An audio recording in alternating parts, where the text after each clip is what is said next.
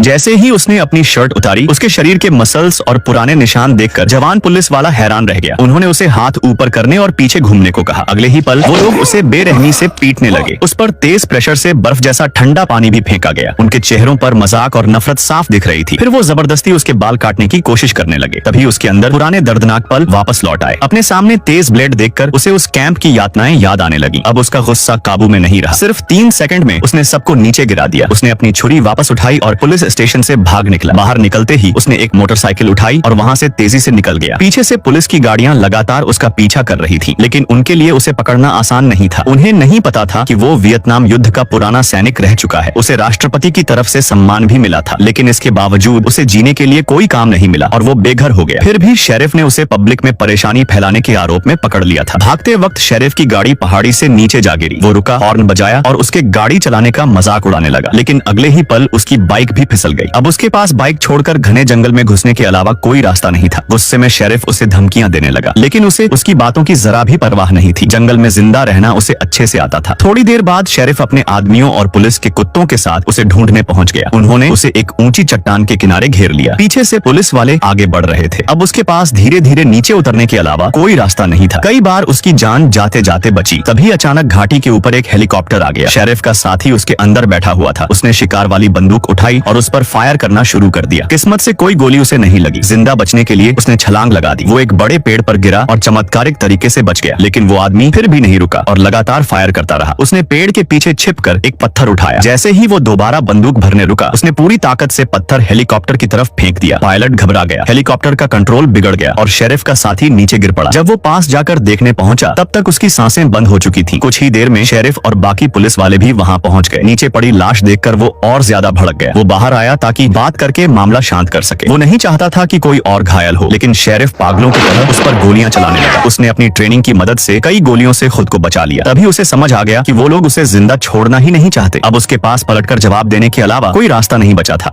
वो police department का एक जीनियस आदमी था, लेकिन उसने एक खतरनाक क्रिमिनल मास्टरमाइंड को छुड़ाने के लिए जेल के गार्ड का रेडियो बैटरी तक चुरा लिया। उन्होंने कागज फाड़ा, उसे पानी से गीला किया, फिर खिड़की और हवा निकलने वाली जगह पर चिपका दिया। उसने खाने को मोजे के अंदर डाला, उसे पानी में भिगोया, फिर नमक से इलेक्ट्रोलाइट निकाल लिया। इसके बाद उसने रेडियो की बैटरी उस पानी में डाली जिसमें इलेक्ट्रोलाइट मिला हुआ था और पानी को हाइड्रोजन और ऑक्सीजन में अलग कर दिया। फिर उसने कंबल से धागा निकाला, बेड पर चढ़ा, लाइट का सर्किट तोड़ा और उस धागे को बिजली की वायर से जोड़ दिया। उसने बेड वापस अपनी जगह लगाया, कान बंद करने के लिए 2 कागज की गोलियां बनाई और कंबल ओढ़कर बेड के नीचे छिप गया ताकि धमाके का असर कम हो सके। जैसे ही पूरी सेल में हाइड्रोजन गैस भर गई, उसने धागा खींचा और चिंगारी निकलते ही जोरदार धमाका हुआ जिसने सेल का दरवाजा उड़ा दिया। गार्ड्स ने आवाज सुनी और तुरंत उनके पीछे भागे, लेकिन तब तक वो दोनों लॉन्ड्री रूम में खुद को बंद कर चुके थे। उन्होंने सामान रखने वाली रैक गिराई, उसे तोड़ा और फिर उसके टुकड़ों से सीढ़ी बना ली। इसके बाद उन्होंने स्प्रे उठाया, उसे फायर हाइड्रेंट से बांधा और एक बड़ा कूड़ादान खाली कर दिया। फिर उस कूड़ादान को फायर एक्सटिंग्विशर से निकली कार्बन डाइऑक्साइड से भर दिया और उसमें अल्कोहल डाल दिया। इस तरह उन्होंने वहीं एक देसी कूलिंग लिक्विड बना लिया। उसने उस ठंडे लिक्विड को लोहे की सलाखों पर लगाया और धीरे धीरे दबाव देकर सलाखें तोड़ दी, जिससे बाहर निकलने का रास्ता खुल गया। दोनों खिड़की से बाहर निकले और अपने साथ लाए स्प्रे की मदद से नीचे फिसल गए। उन्होंने जानबूझकर ऐसा दिखाया जैसे वो बहुत दूर भाग चुके हों। इसके बाद उन्होंने छत पर सीढ़ी टांग दी। जब गार्ड्स लॉन्ड्री रूम में घुसे, तब तक वो दोनों छत पर चढ़ चुके थे और जेल से भागकर जंगल में गायब हो गए। लेकिन अफसोस, उस खतरनाक आदमी ने पहले ही अपने लोगों को बुला रखा था ताकि वो उस आदमी को फंसा सके। उन्होंने उसे बुरी तरह पीटा और वो बेहोश हो गया। जब उसे होश आया, तब वो कार की डिक्की में बंद था। अंधेरे में उसने कार की पीछे वाली लाइट की वायर निकाल दी और मोर्स कोड से मदद का सिग्नल भेजना शुरू कर दिया। उसे उम्मीद थी कि उसका साथी सड़क के कैमरों से उसकी लोकेशन ढूंढ लेगा। फिर वो खतरनाक आदमी उसे अपने छिपने वाले ठिकाने पर ले गया और सच उगलवाने की कोशिश करने लगा। हालांकि नाइट्रोजन जहरीली नहीं होती, लेकिन ज्यादा मात्रा में सांस लेने से ऑक्सीजन की कमी हो सकती है। उसने नाइट्रोजन सिलेंडर को लात मारी, जिससे उसका वाल्व टूट गया और तेज गैस निकलते ही कई दुश्मन नीचे गिर पड़े। तभी उस खतरनाक आदमी ने उस पर बंदूक तान दी, लेकिन खुशकिस्मती से उसका साथी सही समय पर वहां पहुंच गया। आखिरकार उसकी जान बच गई और पूरे क्रिमिनल ठिकाने को एक ही हमले में खत्म कर दिया गया। और इस टीवी सीरीज का नाम मैकगाइवर है।